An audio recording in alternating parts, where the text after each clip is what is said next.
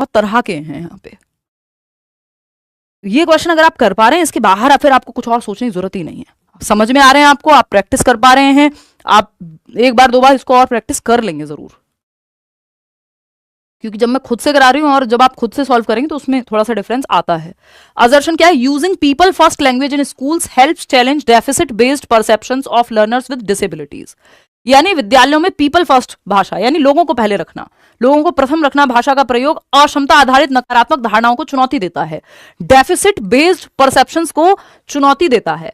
अब आप पहले जवाब दे देंगे, 48% लोग सेकंड ऑप्शन कह रहे हैं। अब मैं आपको बता देती हूँ कि ये जो पीपल फर्स्ट लैंग्वेज है और डेफिसिट बेस्ड लैंग्वेज है वो कौन सी है। अगर पीपल फर्स्ट लैंग्वेज की बात करेंगे तो हम कहते हैं पीपल विद लर्निंग या लर्नर्स विद लर्निंग डिफिकल्टी। ये पीपल फर्स्ट, यानी लोगों को पहले रख रहे हो आप डिसेबिलिटी से, है ना। पीपल फर्स्ट लैंग्वेज हो जाएगी लर्नर्स विद डिफिकल्टी। तो डिफिकल्टी या डिसेबिलिटी से पहले लर्नर है, लर्नर्स विद डिफिकल्टी या डिसेबिलिटी। डिसेबिलिटी को पहले रखोगे तो वो क्या होगा? Disabled learner. तो वो हो जाएगी सोशली डेफिसिट या डेफिसिट बेस्ड परसेप्शन या डेफिसिट बेस्ड लैंग्वेज, कि आप बच्चे को कम आंक रहे हो, उसको डेफिसिट में मान रहे हो।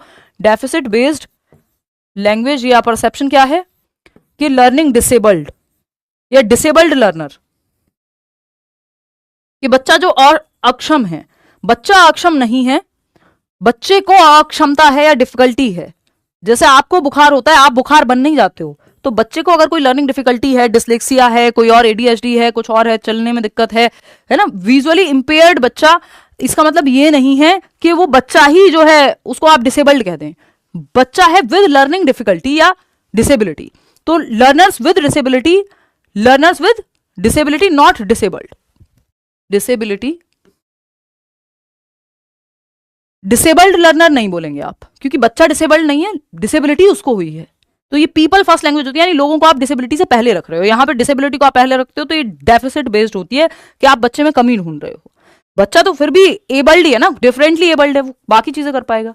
तो the social model of disability emphasises removing environmental and attitudinal barriers that restrict participation. यानी अक्षमता का सामाजिक मॉडल उन पर्यावरणीय और दृष्टिकोणगत बाधाओं को हटाने पर बल देता है जो सहभागिता को सीमित करते हैं। ये सोशल मॉडल ऑफ डिसेबिलिटी है जो ये कहता है कि भाई ये जो एनवायरमेंटल और एटीट्यूड की जो प्रॉब्लम है डिसेबिलिटी वाले बच्चों के लिए, उनको हटाओ, नजर ठीक करो, अपनी एटीट्यूड ठीक करो। ये ह्यूमन राइट्स पर्सपेक्टिव है, हालांकि जो आपका डेफिसिट बेस्ड परसेप्शन को रिमूव करके people first language human rights based approach है। तो both A and R are true. क्या जवाब दे रहे हैं आप लोग? Second option. But R is not the correct explanation. एकदम सही बात है, क्योंकि ये जो सोशल मॉडल है ये डिसेबिलिटी के प्रति एटीट्यूड को ठीक करने की बात करता है, लेकिन ये जो बात है कि पीपल फर्स्ट लैंग्वेज, ये ह्यूमन जो ह्यूमनिस्टिक मॉडल है वो इसकी बात करता है।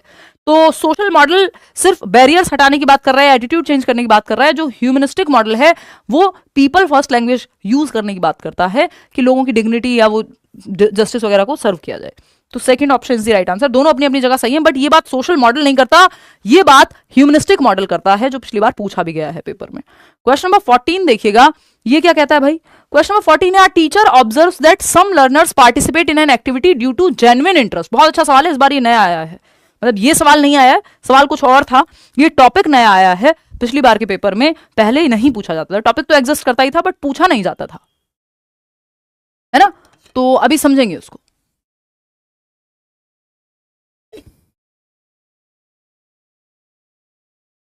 पंद्रहवें सवाल के बाद हम स्पीड थोड़ी सी बढ़ाएंगे, क्योंकि 1 घंटे में हमने सिर्फ 13 सवाल किए हैं, जो कि हमारी एक्सप्लेनेशन यहाँ पे ज्यादा जरूरी है, बजाय कि समय कम लग रहा है कि ज्यादा क्वेश्चन करना से ज्यादा महत्वपूर्ण है कि टॉपिक समझ में आए। अब जैसे ये टॉपिक एकदम नया है, इसमें टाइम लगेगा थोड़ा सा, ठीक है ना। तो अगर हम देखें, बट आप लोग डटे रहिए, अपने एंथुजियाज्म को बना के रखिए अंत तक, नहीं तो सुबह देख लेना, मुझे कोई इतना ज़्यादा उस चीज़ की चिंता रहती नहीं है, जिसको देखना है वो देख ही लेता है बाद में भी। बस हाँ ये है कि मेरी कोशिश ये है कि मैं टाइम पे आ पाऊँ, बट वो कोशिश भी सक्सेसफुल हो नहीं पाती है because of several factors, online offline batch YouTube सब मिला करके ना। पिछले कई महीनों का हम जो है कल वो कर रहे थे एनालिसिस, तो काफ़ी जो है हेक्टिक रहे हैं कई महीने। एनीवे तो उसमें भी कोशिश पूरी है कि आपको जितना ज़्यादा मिल सके मिले, या कम भी मिल रहे हैं तो उसमें क्वालिटी में कोई कॉम्प्रोमाइज़ ना हो। A teacher observes that some learners participate in an activity due to genuine interest. यानी एक टीचर ने ये ऑब्जर्व किया है, देखा है कि कुछ बच्चे जो हैं जेन्युइन इंटरेस्ट की वजह से किसी एक्टिविटी में पार्टिसिपेट कर रहे हैं। जैसे कोई लर्निंग एक्टिविटी है, डिबेट कॉम्पिटिशन है, बच्चे को डिबेट पसंद है इसलिए उसने उसमें पार्टिसिपेट किया है। ठीक है, बच्चे को रंगोली बनाना पसंद है, गाना गाना पसंद है, स्पोर्ट्स पसंद है, तो वो स्पोर्ट्स में पार्टिसिपेट कर रहा है, बैडमिंटन खेलने में या कर रही है। ठीक, but their effort further increases when praise, grades और rewards are introduced, which statement best explains the relationship between intrinsic and extrinsic in this context? यानी जो बच्चा है वह, एक शिक्षक ये देखता है कि कुछ विद्यार्थी किसी गतिविधि में अपनी रुचि के कारण सक्रिय भागीदारिता निभा रहे हैं या भाग ले रहे हैं, जबकि वही विद्यार्थी प्रशंसा, अंक या पुरस्कार मिलने पर और अधिक प्रयास करते हैं। कि भाई विराट कोहली को इंटरेस्ट था क्रिकेट में, उन्होंने पार्टिसिपेट किया, बचपन में माँ बाप ने खेलते हुए देखा, एकेडमी भेज दिया। अब जब उन्होंने कोई चैंपियनशिप जीती या उन्होंने सोचा कि इंडियन क्रिकेट टीम के लिए खेलना है, तो ये एक्सटर्नल मोटिवेशन है उनका, उसमें इंटरेस्ट होना इंटरनल मोटिवेशन है। दोनों क्या हो गए, कॉम्प्लेक्सली जुड़ गए। तो ऐसा हो सकता है हमेशा, ऐसा इसका उल्टा भी होता है, एक पूरी थियरी है उस पर हम बात करेंगे कि बच्चे का अगर खुद का मन है और वो पार्टिसिपेट, मैं पहले से नहीं बताऊंगी फिर आप क्वेश्चन में पकड़ जाओगे। नेक्स्ट क्वेश्चन है, a teacher observes that some learners participate, कुछ बच्चे जो अपने इंटरेस्ट से, अपने जेन्युइन इंटरेस्ट से, रीजन कहाँ है, इंटरनल है, लोकस ऑफ कंट्रोल इंटरनल है, आंतरिक अभिप्रेरणा, किसी एक्टिविटी में पार्टिसिपेट कर रहे हैं, मान लो स्पोर्ट्स में पार्टिसिपेट कर रहे हैं, लेकिन जब उनको रिवॉर्ड मिलता है, क्योंकि वो रेस में भागे तो इसलिए क्योंकि उनको भागना पसंद था, मिल्खा सिंह याद आ गए, लेकिन जब रिवॉर्ड मिला, मेडल मिला, तो उनका इंटरेस्ट और बढ़ गया कि मुझे पढ़ाना पसंद है, पैसे भी मिलने लगे, अब पैसे कमाने के लिए कुछ और करने की जरूरत नहीं है, बल्ले बल्ले। तो ये क्या है, ये क्या एक्सप्लेन कर रहा है, which statement best explains the relationship between intrinsic and extrinsic motivation. तो आप देख रहे हैं इंटरनल और एक्सटर्नल मोटिवेशन दोनों मर्ज हो जा रहे हैं यहाँ पे। इस संदर्भ में कौन सा कथन सही से बताता है, 60% लोग कह रहे हैं फर्स्ट ऑप्शन। देखते हैं फर्स्ट ऑप्शन क्या कहता है, intrinsic and extrinsic motivations can interact with each other influencing one another in different ways. यानी आंतरिक और बाह्य अभिप्रेरणा जो है वो परस्पर क्रिया कर सकती हैं और एक दूसरे को प्रभावित कर सकती हैं, इंटरेक्ट कर सकती है। कहीं जो है इंटरनल और एक्सटर्नल मिलकर के जो है वो काम करेंगी और आप दोनों ही वेक्टर्स से मोटिवेटेड हो सकते हैं। या इंटरनल एक्सटर्नल को और एक्सटर्नल इंटरनल को प्रभावित कर सकती है। बात तो सही लग रही है, बट हम तो पढ़ते आए कि हमें इंटरनल मोटिवेशन से ज्यादा भाव देने चाहिए उसको, जो कि सही भी है, गलत नहीं है पूरी तरह से, बट आएंगे उस पर हम। वो एक अलग थियरी, ये एक अलग थियरी है। Intrinsic and extrinsic motivations are mutually exclusive and can not coexist. ये कह रहे हैं आंतरिक और बाह्य अभिप्रेरणा एक दूसरे को पूर्णतः जो है अलग है, म्यूचुअली एक्सक्लूसिव है, अपने आप में पूर्ण है, दोनों एक साथ कार्य नहीं कर सकती हैं। ये पुराना थॉट प्रोसेस था। आज यानी आज से मतलब मेरा पिछले 40-50 सालों में लोग मोटिवेशन को एक्सक्लूसिव ना देख करके इंटरकनेक्टेड या कॉम्प्लेक्स वेज में ही जुड़ी हुई हैं। थर्ड है, intrinsic motivation can influence extrinsic motivation but not vice versa. कि आंतरिक अभिप्रेरणा तो बाहरी अभिप्रेरणा को प्रभावित कर सकती है, बट उल्टा नहीं हो सकता। इसका उल्टा भी संभव है कि शुरू मजबूरी में किए थे, अब बढ़िया लग रहा है ना, डायलॉग है ना। तो ये क्या है कि एक्सट्रिंसिक मोटिवेशन या एक्सट्रिंसिक फैक्टर्स से शुरू किया। कोई तो खतरनाक सी मूवी है ना, कोई वो वासेपुर टाइप, तो वायलेंस या पता नहीं वो मिर्जापुर समथिंग, दोनों में से जिसका भी है, बट क्या है, वायलेंस शुरू किया था मजबूरी में क्योंकि एक्सटर्नल फोर्सेस उस तरह के थे, एक्सटर्नल मोटिवेशन कह लो या मजबूरी, अब इंटरनल बन गया, इंटरनलाइज कर लिया उसको एक तरह से, ठीक है ना। हाँ, शुरू मजबूरी में किए थे, अब मजा आ रहा है, तो वो वही कहानी है। तो कि ऐसा नहीं कह सकते कि इन्फ्लुएंस नहीं करते एक दूसरे को। Both intrinsic and extrinsic motivations affect behaviour but operate independently. ऐसा नहीं है कि इंडिपेंडेंटली, कई बार कॉम्प्लेक्स वेज में जुड़ी हुई होती हैं, डिफरेंट वेज में एक दूसरे को प्रभावित कर रही होती हैं। हम ये नहीं कह सकते कि इंट्रिंसिक एक्सट्रिंसिक को प्रभावित नहीं करती और एक्सट्रिंसिक इंट्रिंसिक को। पूछा हुआ है, पिछली बार सवाल आया हुआ है। अब ये थियरी कहां से आई वो पढ़ते हैं। सेल्फ देखिए, वैसे अगर आप नॉर्मल केस में देखेंगे, आपको यही मानना है कि हो सके तो बच्चे में इंटरनल मोटिवेशन को भी बढ़ावा देना है। इंटरनल मोटिवेशन को बढ़ावा दो तरह से दिया जाता है, बच्चे के इंटरेस्ट और उसके जॉय को ध्यान में रख करके। कि अगर आपका किसी चीज में रुचि है आपकी और आपको जॉय लगता है, यानी जॉयफुल महसूस होता है, यानी आपको learning for the sake of learning. जैसे मैं कई बार कुछ पढ़ रही होती हूँ साइकोलॉजी में, मुझे इतना अच्छा लग जाता है, मतलब कि बस हो गया वसूल, है ना, कि अब कुछ और इसके ऊपर क्या ही चाहिए, कि मतलब कोई सेशन देखे, आप रिवॉर्ड मिले, कुछ हो, फर्क ही नहीं पड़ता, वो एकदम तृप्ति हो जाती है उस चीज को पढ़ के। तो वो जॉय ऑफ लर्निंग कई बार होता है। जॉय ऑफ लर्निंग क्या है, learning for the sake of learning. बाहर से कुछ मिले ना मिले फिर भी आप खुश हैं, ठीक है ना। तो सेल्फ डिटर्मिनेशन थियरी है ये, एसडीटी, जो इस बात पे फोकस करती है। और इसमें सबसे ज्यादा जरूरी है ऑटोनॉमी। इसमें 3 चीजें, एसीआर, एसीपी नहीं है, एसीआर है, कि आपका जितनी ज्यादा ऑटोनॉमी होगी, यानी बच्चे को अगर फ्रीडम है कि आई चोज दिस, कि मुझे पसंद था क्रिकेट इसलिए चूज किया है, पिताजी को आपको इंजीनियर बनाना था उसलिए चूज किया होगा, तो इंजीनियरिंग पसंद होगी तब भी उतना मोटिवेटेड नहीं महसूस करोगे जितना आपने खुद से अगर चूज किया है किसी चीज को। ठीक है ना, ये वैसा ही है लव मैरिज और अरेंज मैरिज टाइप का, है ना। अगर आपकी सहमति नहीं है तो दुनिया का बेस्ट इंसान आपके साथ हो, खुश नहीं रहेंगे आप। तो ये सेल्फ डिटर्मिनेशन थियरी है जो ये कह रही है ना। अगर सेल्फ डिटर्मिनेशन थियरी है जो ये कह रही है, मैंने आपसे पूछा जुमन पढ़ लो चुपचाप, फालतू की बातों में बहुत दिमाग लगता है। सेल्फ डिटर्मिनेशन थियरी ये कह रही है कि आपकी जितनी ज्यादा ऑटोनॉमी होगी किसी चीज में, यानी आपने अगर कोई चीज चूज की होगी, तो इंट्रिंसिक मोटिवेशन इन 3 फैक्टर से बढ़ती है कि I do this because I enjoy it. तो ऑटोनॉमी क्या है कि मैंने चूज किया है, कॉम्पिटेंस है कि आई कैन डू इट, कि यार मैं कर सकता हूं, और रिलेटेडनेस है कि आप बिलोंग महसूस करते हैं, कनेक्टेड महसूस करते हैं, जब वो काम आप करते हैं तो आपको कनेक्टेड महसूस हो रहा है। ठीक, ये 3 चीजें हैं जो इसमें होती है सेल्फ डिटर्मिनेशन थियरी में।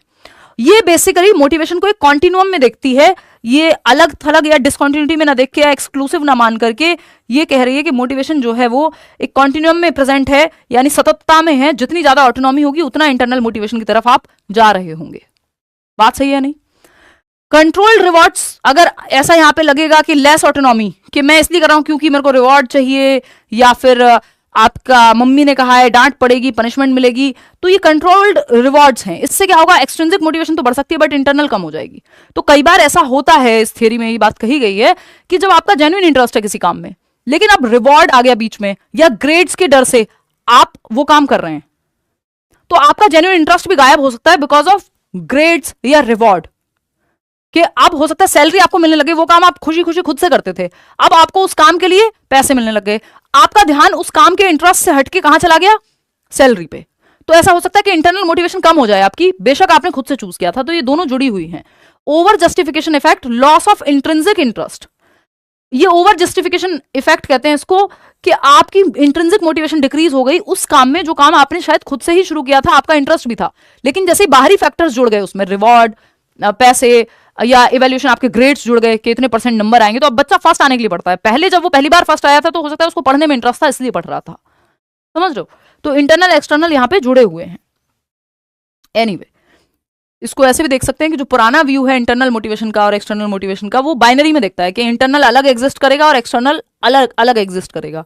जो लेटेस्ट व्यू है, जो सेल्फ डिटर्मिनेशन थियरी है एसडीटी, वो कॉन्टिन्यूम में दिख रही है कि जैसे जैसे ऑटोनॉमी यानी बच्चे की स्वच्छंदता या इंडिपेंडेंस बढ़ती जाएगी, उसको आप खुद से चूज करने का मौका दोगे, तो उसकी इंटरनल मोटिवेशन भी बढ़ती जाएगी कि कोई काम मैं इसलिए कर रहा हूं क्योंकि मुझे पसंद है। और जैसे जैसे जितनी ज्यादा ऑटोनॉमी होगी कि यार ये काम मुझे इसलिए करना है क्योंकि मुझे पसंद है, तो आप ज्यादा मोटिवेटेड होंगे इंट्रिंसिकली। अगर आपको जबरदस्ती करवाया जा रहा है कि मम्मी ने कहा है डॉक्टर बनना है, तो आपकी एक्सटर्नल मोटिवेशन ज्यादा हो सकती है, इंटरनल कम होगी। समझ रहे हो? तो एक्सट्रिंसिक बुरा है, इंटरनल अच्छा है। पुराना व्यू ये कहता है, जो हम मानते भी आ रहे हैं, कि भाई इंटरनल मोटिवेशन बेटर होती है ना, लॉन्ग रन में ज्यादा फायदेमंद होती है। बट एसडीटी थियरी क्या कह रही है कि एक्सट्रिंसिक कैन बी इंटरनलाइज्ड, कि ये जो एक्सटर्नल मोटिवेशन है इसको आप इंटरनलाइज कर सकते हो, अपने अंदर भर सकते हो, और ये फिर इंटरनल की तरफ चला जाएगा।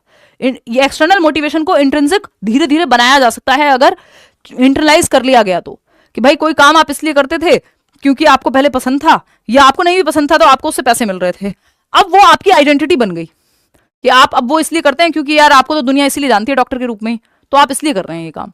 तो ये इंटरनलाइज्ड है। धीरे धीरे एक्सटर्नल मोटिवेशन को भी आप इंटरनलाइज करके इंट्रिंसिक बना सकते हो। फोकस ऑन रिवॉर्ड, यहाँ फोकस ऑटोनॉमी पे है कि आप खुद से अपनी इच्छा से कर रहे हो, स्व इच्छा से कर रहे हो कोई चीज, या फिर मजबूरी में कर रहे हो। स्व इच्छा से कर रहे हो यानी खुद की मर्जी से कर रहे हो, तो इंटरनल मोटिवेशन के बढ़ने के चांसेस ज्यादा हैं। ठीक है ना। बाकी ये साइकोलॉजिकल 3 नीड्स हैं जिसमें ऑटोनॉमी, आपका कॉम्पिटेंस और रिलेटेडनेस, ये 3 फैक्टर्स आते हैं। उतना वैसे डिटेल में नहीं पूछेगा, आपको सिंपल मानना है कि दोनों एक दूसरे से जुड़े हुए हैं। क्वेश्चन नंबर 15 देखिएगा एक बार। A student enjoys drawing but when grades become the sole reason for evaluation the students interest gradually declines. This situation best illustrates which concept. यानी एक विद्यार्थी है जो चित्र बनाना पसंद करता है, ठीक, ड्राइंग पसंद है, लेकिन जब उसके लिए केवल अंक दिए जाने लगते हैं, यानी ड्राइंग को आप अंक दे रहे हैं, अच्छा ये वाली अच्छी थी, इसको इतने नंबर मिलेंगे, इसको इतने नंबर मिलेंगे, तो उसकी रुचि धीरे धीरे कम हो जाती है कि यार ये काम तो मैं अपनी मर्जी के लिए कर रहा था, यहाँ इन्होंने मेरे को इवेल्युएट करना शुरू कर दिया। यह स्थिति किस अवधारणा को सबसे अच्छी तरह दर्शाती है? अभी अभी हमने डिस्कस किया है कि क्या है ये। नहीं, ये पॉजिटिव इंपैक्ट तो कहीं से नहीं है, नेगेटिव इंपैक्ट है, क्योंकि बच्चे की इंटरनल मोटिवेशन कम हो गई इस चीज से।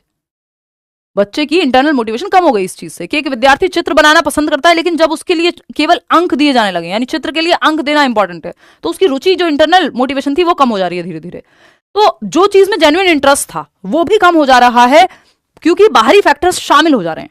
अगर वो बढ़ता तो ठीक है, दोनों जुड़े हुए हैं आपस में, लेकिन जब जेन्युइन इंटरेस्ट कम हो जाए बाहरी फैक्टर्स की वजह से, चाहे वो रिवॉर्ड की वजह से, चाहे वो इवैल्यूएशन की वजह से, तो इसका मतलब ओवर जस्टिफिकेशन इफेक्ट जो है वो रोल प्ले कर रहा है अपना, अति औचित्य प्रभाव, जिसमें क्या था कि आपने जिस चीज में उसको इंटरेस्ट था वो सेकेंडरी हो गई और बाहरी फैक्टर्स जो हैं वो ज्यादा प्रभावित हो गए, तो उसकी जो ऑटोनॉमी थी वो यहां कम हो जा रही है। अब वो काम इसलिए कर रहा है क्योंकि अंक मिलेंगे, तो जैसे जैसे ऑटोनॉमी कम होगी तो फिर मोटिवेशन भी कम होने की संभावना कई केसेस में होती है। उसी का ये एक उदाहरण है। सेल्फ एफिकेसी होता है आपकी अपनी क्षमताओं में विश्वास, कॉम्पिटेंस एक तरह का कि आप कोई काम कर सकते हैं या नहीं। गोल सेटिंग थियरी ये है नहीं। ये थोड़ा सा आपको इससे संबंधित एक क्वेश्चन कराना था, इसलिए करा दिया, टेंशन आपको नहीं लेनी है। चलिए क्वेश्चन नंबर 16 देखिएगा। अ teacher observes that in certain situations students emotions enhance attention, memory and motivation. यानी एक टीचर ये देखता है कि कई सिचुएशन में या किसी सिचुएशन में बच्चे की अटेंशन यानी उसका ध्यान देना, मेमोरी जैसे पेपर के टाइम पे आपका हो जाता है, और मोटिवेशन बढ़ जाता है। To learn while in other situations the same emotions hinder learning. हो सकता है किसी और सिचुएशन में यही सेम इमोशन कि आपका अटेंशन, मेमोरी, मोटिवेशन ये सब कम हो जाए। Based on this observation which statement best explains the relationship between emotions and cognition. संवेग और संज्ञान के बीच में ये रिश्ता क्या कहलाता है, आपको ये देखना है। फटाक से समझते हैं क्या कहलाता है। एक टीचर है जो ये ऑब्जर्व करते हैं कि सर्टेन सिचुएशंस में, सिचुएशन ए है, दो सिचुएशन उठा लेते हैं ताकि आपको ये आसानी से समझ में आ जाए। देखो जो सेल्फ डिटर्मिनेशन थियरी थी ना, उसका सिंपल है, जो काम आप इसलिए कर रहे हो कि आपका खुद का चूज किया हुआ काम है, आपका इंटरेस्ट है, तो उसमें आप अच्छा करते जाओगे, उसमें इंटरनल मोटिवेशन बढ़ती जाएगी। ठीक, और दोनों अलग अलग नहीं है, इंटरनल एक्सटर्नल दोनों जुड़े हुए हैं अलग अलग तरीके से। तो एक काम ए है जिसकी यहां बात हो रही है। A teacher observes that in certain situations students emotions enhance attention, memory and motivation to learn while in other situations the same emotions hinder learning. तो ये मान लीजिए इमोशन हो सकता है जब आपकी अटेंशन बढ़ी है, मेमोरी बढ़ी है और मोटिवेशन बढ़ी है, कि आपको डर है यार पेपर चला गया, पता नहीं कब मौका आएगा, तो पूरा ध्यान आपने लगा दिया। फियर का इमोशन है या एक्साइटमेंट का इमोशन है, हम पॉजिटिव इमोशन उठा लेते हैं, एक्साइटमेंट का है इमोशन कि आप एक्साइटेड हैं यार, पेपर आने वाला है, पूरी मेहनत करेंगे, पूरा ध्यान से पढ़ेंगे, है ना, ध्यान से चीजें याद रख पा रहे हो क्योंकि आप थोड़े से एक्साइटेड हो, है ना, मोटिवेटेड भी हैं आप इसलिए। लेकिन यही सेम एक्साइटमेंट या फियर का इमोशन किसी और सिचुएशन में इतना ज्यादा एक्साइटमेंट हो गया या इतने फियरफुल हो गए कि आपका ध्यान ही नहीं है किसी चीज पे, कि आप इतने स्ट्रेस में हैं, अब आपको पता ही नहीं है, ब्रेकअप हो गया, तो आपकी अटेंशन, मेमोरी, मोटिवेशन सब तबाह हो गई हैं। यही अगर एक्साइटमेंट का इमोशन या कोई और इमोशन, सैडनेस से बचना चाह रहे थे आप, तो आपके लिए डिफरेंट तरीके से काम कर जाता। ठीक है ना। तो अगर हम देखें तो एक शिक्षक यह देखता है कि कुछ स्थितियों में विद्यार्थी की भावनाएं उनके ध्यान, स्मृति और सीखने की प्रेरणा को बढ़ावा देती हैं, जबकि अन्य परिस्थितियों में वही भावनाएं, यही जो एक्साइटमेंट का इमोशन है, प्रॉब्लमेटिक बन जाता है। अगर आप ओवर एक्साइटेड हैं या फियर बहुत ज्यादा हो गया पेपर से पहले, तो ये सब चीजें डाउन हो जाएंगी। वही फियर अगर नॉर्मल मात्रा में तो हो सकता है उसी की वजह से आपके इमोशंस ठीक से काम कर रहे हो। हालांकि फियर को हम नेगेटिव इमोशन मान के चलते हैं। तो कॉग्निशन, इमोशन आपस में जुड़े हुए हैं। कुल मिला के बात ये है, emotions affect various cognitive processes but their impact depends on nature, intensity and context of the emotions. कि भाई अगर एक्साइटमेंट है इसलिए है कि चलो पेपर के लिए पढ़ना है और पेपर इस बार क्लियर कर देंगे और साल भर में आया है और फ्री हो जाएंगे, तो कॉन्टेक्स्ट चेंज हो गया, इंटेंसिटी चेंज हो गई। इंटेंसिटी अगर बहुत ज्यादा एक्साइटमेंट हो गई तो गड़बड़ हो जाएगी, फिर आपकी यही अटेंशन, फिर आपका ध्यान लगेगा ही नहीं उस चीज में, है ना। जैसे शुरू में लोगों का प्यार मोहब्बत में ध्यान लगता ही नहीं फिर एक जगह। तो अटेंशन, मेमोरी एंड मोटिवेशन तीनों जो है उल्टा काम करेंगे अगर जरूरत से ज्यादा इंटेंसिटी हो गई। अगर कॉन्टेक्स्ट बदल गया, वहीं आप जान बचाने के लिए भागेंगे तो बहुत तेज भागेंगे, और अगर नॉर्मल केस है तो हो सकता है आप चलने में भी आलस करें। तो कॉन्टेक्स्ट पे डिपेंड करेगा कि भावनाएं हैं किस संदर्भ में, क्या इंटेंसिटी है, नेचर क्या है। ठीक है। तो सेम इमोशन अलग अलग तरह से रोल प्ले कर सकते हैं। बाकी हमें इस तरह से यहाँ पे समझ में आ नहीं रहे कि बहुत ज्यादा जरूरी हो, आप लोग जवाब दे भी रहे हैं। The effect of emotions on learning is always unidirectional. ये बाई डायरेक्शनल होता है, जो कॉग्निशन और इमोशन, यानी आपके दिमाग और दिल का जो रिश्ता है ये एक दूसरे को प्रभावित करता है, आपके इमोशंस कॉग्निशन को और कॉग्निशन इमोशन को। कि अगर आपको बुखार है तो ये आपके दिमाग की क्षमताओं को प्रभावित कर सकता है और आपके दिमाग की क्षमताएं आपके इमोशंस को प्रभावित कर सकती हैं। दोनों एक दूसरे को प्रभावित करते हैं। कि आपने दिमाग को समझा लिया, कोई बात नहीं, देखा जाएगा। तो आप देख रहे हैं कि एक व्यक्ति बुखार में भी जो है अपना या बिल्कुल जान जाने वाली है, और देश के लिए सोल्जर जो है 4 लोगों की और जान लेकर के मर जा रहे हैं। क्यों? क्योंकि कॉग्निशन ने इमोशन को और इमोशन ने कॉग्निशन को प्रभावित किया हुआ है, बाई डायरेक्शनल है दोनों, ठीक है।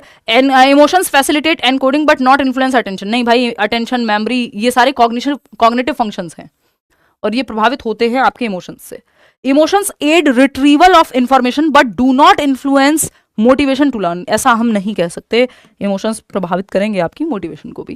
क्वेश्चन नंबर 17 देखिएगा, while preparing for an examination a student realizes that merely reading a chapter is not leading to proper understanding.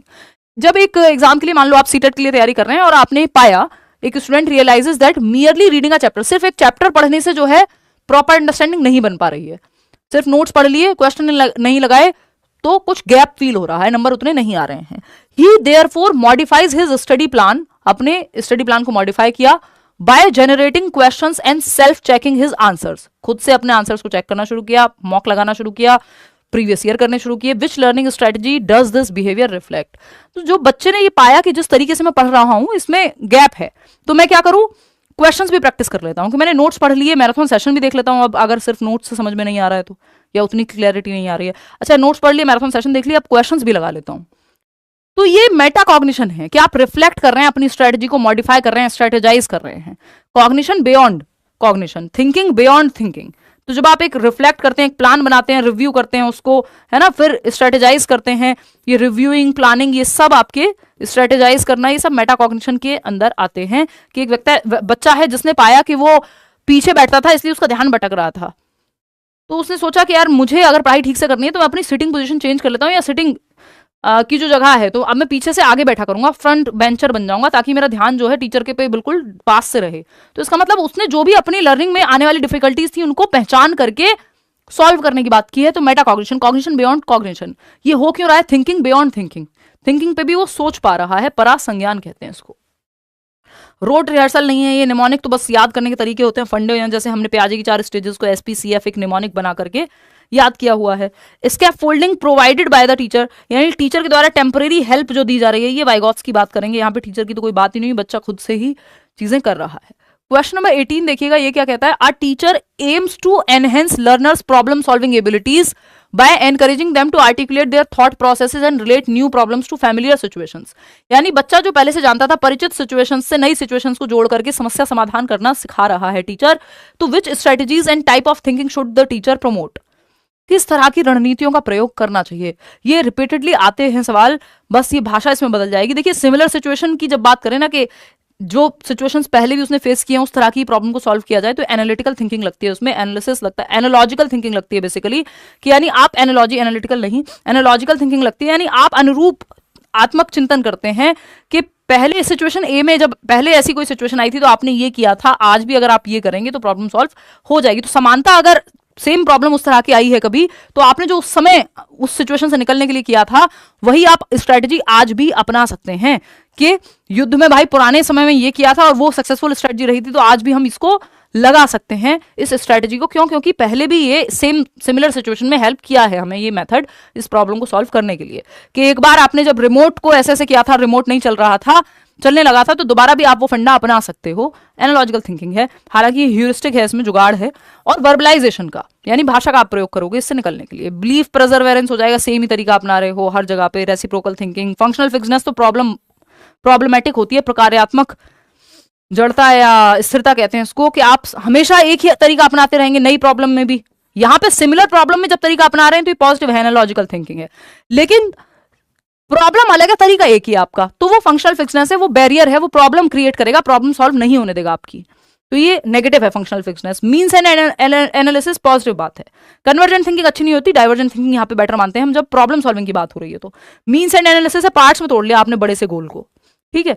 तो first option is the right answer, क्योंकि यहाँ वर्बलाइजेशन और एनालॉजिकल थिंकिंग की बात हो रही है, ना कि पार्ट्स में तोड़ने की। क्वेश्चन नंबर 19 देखिएगा और जवाब दीजिएगा। क्या कहता है ये, consider the following statements. Assertion क्या है, relying solely on standardised test is not considered appropriate for understanding students progress during the teaching learning process. यानी आप पूरी तरीके से निर्भर हैं स्टैंडर्डाइज्ड टेस्ट पे ही, इसको बहुत अच्छा नहीं माना जाता for understanding students progress during the teaching learning process. During the teaching learning process मतलब असेसमेंट फॉर लर्निंग के दौरान आप सिर्फ अगर स्टैंडर्डाइज टेस्ट का ही इस्तेमाल करेंगे तो उसको अच्छा नहीं मानेंगे। बिल्कुल सही बात है, असेसमेंट फॉर लर्निंग में हम स्टैंडर्डाइज टेस्ट यानी मानकीकृत परीक्षण को ही अच्छा नहीं मानते कि आप बोर्ड एग्जाम्स ले लो डायरेक्ट, जब आपको ये जानना है कि टीचिंग लर्निंग प्रोसेस के दौरान कहाँ इंप्रूवमेंट हुई है, तो वो आप बेसिक क्विज के थ्रू, ओरल क्वेश्चन पूछ के, बेसिक कोई एक्टिविटी करा के जान सकते हो, फॉर्मेटिव असेसमेंट लेके कर सकते हो, इसके लिए सबमिटिव की जरूरत नहीं है। एक बार पूछना जरा,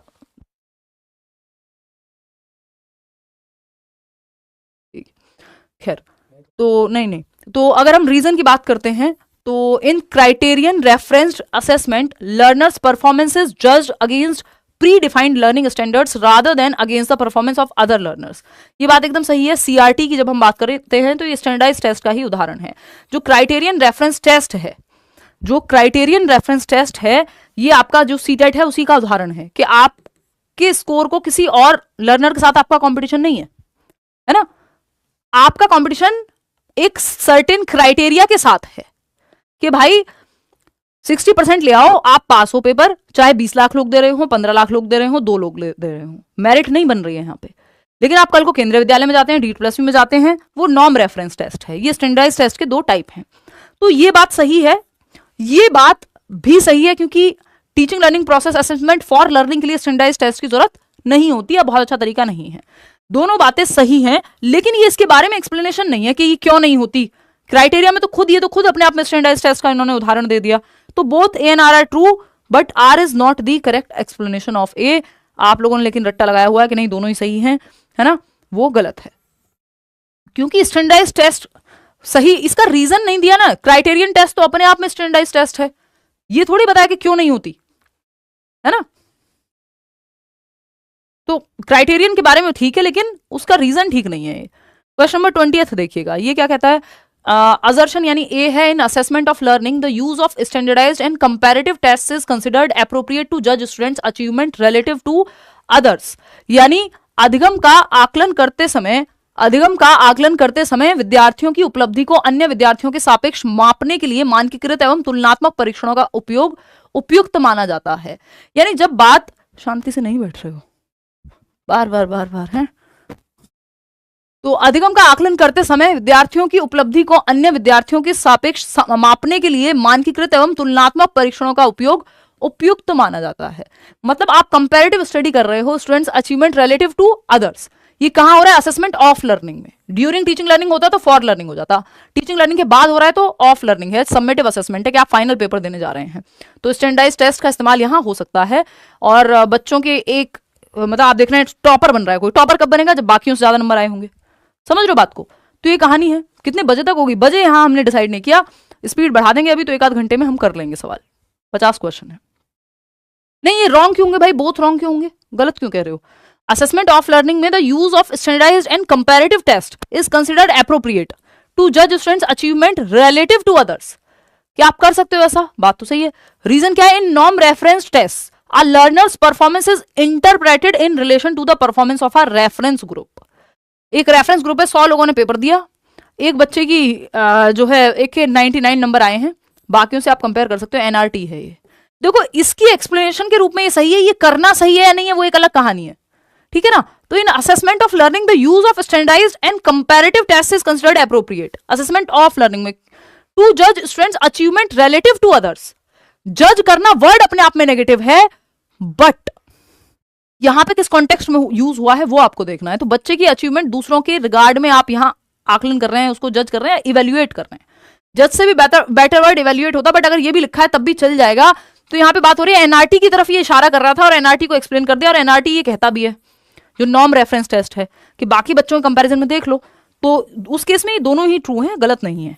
एनआरटी के बारे में एक्सप्लेनेशन दिया जा रहा है तो आपको कई बार इसके कॉन्टेक्स्ट में देखना होता है। अगर आप ये सिर्फ एक इकलौता लिखा होता तब आप एक बार कह सकते थे हाँ यार ये अप्रोप्रिएट नहीं लग रहा, लेकिन इसमें दिक्कत नहीं, क्योंकि जिस तरह से पूछा है उसमें ये सही है।